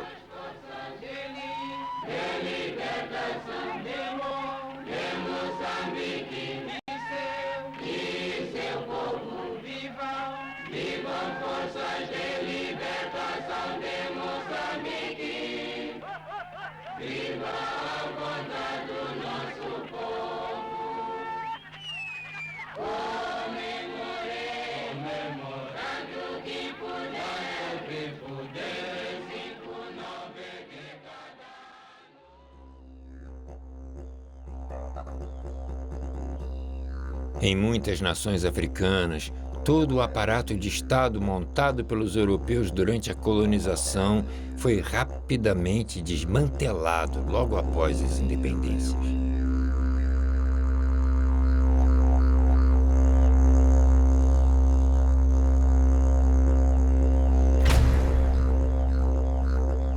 A África da descolonização abrigou muitos brasileiros que erravam cegos pelos continentes. Eles ajudaram no processo, mas também encontraram refúgio. Quando a Frelimo se assume como socialista, né, um projeto claramente comunista, eles então difundiram rapidamente de que eles iriam começar a nacionalizar as crianças. Isso eu cheguei a conhecer colonialistas em Portugal, em Moçambique, que diziam isso, eram comerciantes, e eu cheguei, não, nós vamos embora porque... para vocês eu falo que são brasileiros, porque eles vão nacionalizar as crianças, então nós queremos ir embora agora. Então isso era e aquelas aberrações todas contra o comunismo, né? E eles começam a sair, só que eles dominavam, por exemplo, na cidade, os dentistas saíram todos, e ao sair eles quebraram. No início eles levavam os equipamentos, mas depois, como começaram a impedir, eles começaram a quebrar. Eles saíam, mas quebravam, deixavam tudo danificado. No campo, os agricultores os gerentes, né, eram colonos brancos, saíam também, só que matavam, antes de sair, eles matavam todas as vacas, as matrizes todas das vacas, tá? E depois iam embora e vendiam o que podiam, etc., e pegavam dinheiro. Isso naquele período, logo depois da Revolução, naquele primeiro ano. Então, destruíam os tratores, tá? Destruíam tudo. Eu cheguei a visitar mais de 100 empresas agrícolas com os tratores todos arrebentados pelos proprietários que saíam. Essa economia foi quebrada da noite para o dia. Em 6 meses eles acabaram com essa economia, no campo e na cidade, a boa parte das indústrias também. Então, a Faria Lima vai criar uma série de programas de cooperação. Era muito controlado, não ia qualquer um para lá. Não ia qualquer um. No caso dos brasileiros, havia algumas fontes que eles confiavam. Fidel veio a Moçambique em 1976, no ano seguinte à independência. E ele foi recebido pelo Samora na cidade da Beira, que é a segunda cidade de Moçambique. E ele certo disse, não, momento, isto aqui não está bem. Segurança, sai daí, tirou a segurança toda ali da frente e disse às pessoas, agora venham para aqui, avancem. Foi o maior rebuliço que pode imaginar. E então ele começou cantando uma música que a gente costumava cantar muitas vezes nessas reuniões populares, que era o povo organizado. O povo organizado. Né?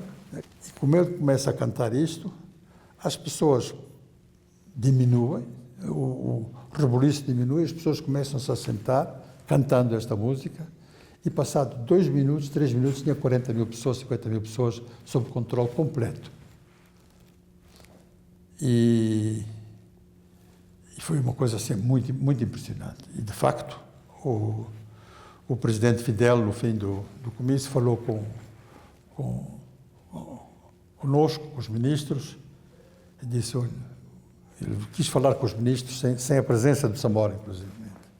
Ele disse, vocês têm um presidente que vocês não podem perder. Defendam-no com tudo que vocês puderem defender este presidente. Porque o que eu vi hoje é uma coisa que eu nunca vi na minha vida. Não há dúvida que era o homem certo no momento certo e foi o homem tão perigoso para o imperialismo que o mataram. E mataram, como mataram Sankara, como mataram Lumumba, como mataram muitos outros dos grandes dirigentes africanos. Samora recebeu informações de algumas. Nós não sabemos de onde ele recebeu essa informação, mas recebeu a informação de que havia um complô para o matar. E ele chamou jornalistas na terça-feira antes de morrer, chamou jornalistas e informou, eu tenho informações de que me querem matar. Na quinta-feira ele viajou para o norte para falar com a Força Aérea e disse, olha, eu tenho essas informações assim, vocês se me matarem, vocês têm que fazer isto assim, assim, assim. Quer dizer, ele tinha e é muita coincidência que ele tivesse todas essas informações de que o iam matar, tivesse tomado as precauções que tomou e o avião tivesse caído por um erro técnico. Era demasiada coincidência.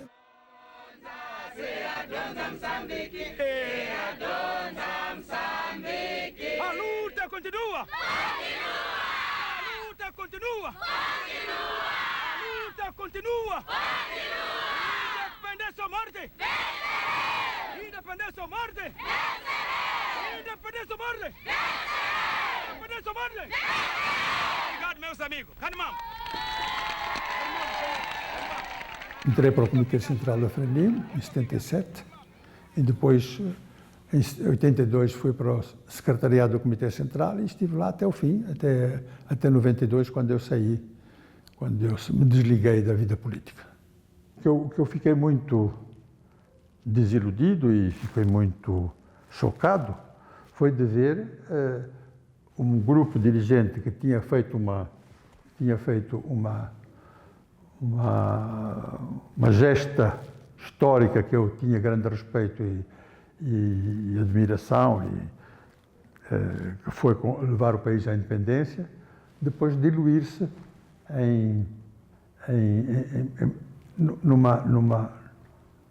numa orgia de corrupção e de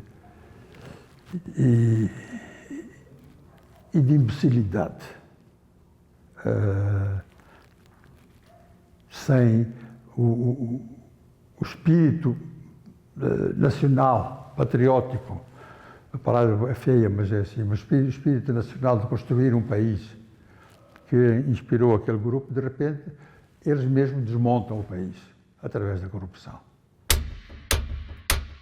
Depois das independências, na maioria das vezes, permaneceram as estruturas montadas pela presença colonial. Foi feito um esforço enorme para construir essa unidade nacional que não se amparava em uma história comum. Muitos povos se achavam descendentes de outros ancestrais, cultuavam outras divindades, falavam outras línguas. O formato de Estado-nação europeu, com mesma língua, mesmo governo, mesmas tradições, não funcionou na África. Quantas ditaduras não foram instituídas com a justificativa de pôr fim a guerras fratricidas?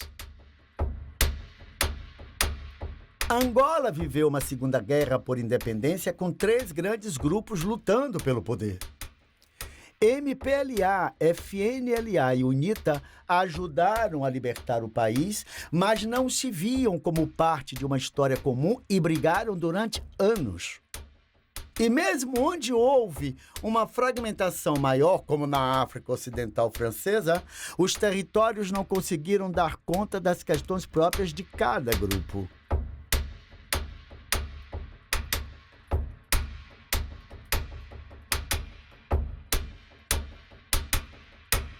A partir dos anos 80, o mundo mudou, porque os Estados Unidos entram em déficit, ele deixa de ser exportador de capital, a partir de 82 e passa a ser importador de capital. Então ele quer que você não faça mais substituição de importação, mas que você faça substituição de exportações. Você agora vai só se especializar em produzir. Nós damos capital, mas vocês produzem aí com essa tecnologia que nós fornecemos e tal, mas nós temos que ter liberdade de capital para circular aí. Vocês não podem nos taxar. Então ele sai, depois os lucros todos vêm para lá de mão beijada. E nesse momento cria-se uma insatisfação muito grande na população. É quando, nos anos 80, toda a África vai ser fervilhada de movimentos regionais de guerrilha.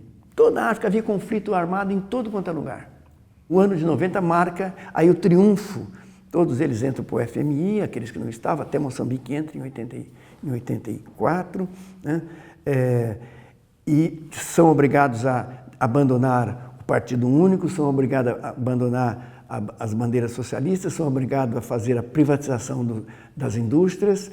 Todos, e não só Moçambique, todos esses partidos mudam essas bandeiras, mudam até o nome, era República Popular de Moçambique, passou a chamar República de Moçambique, República Popular de Angola, República de Angola.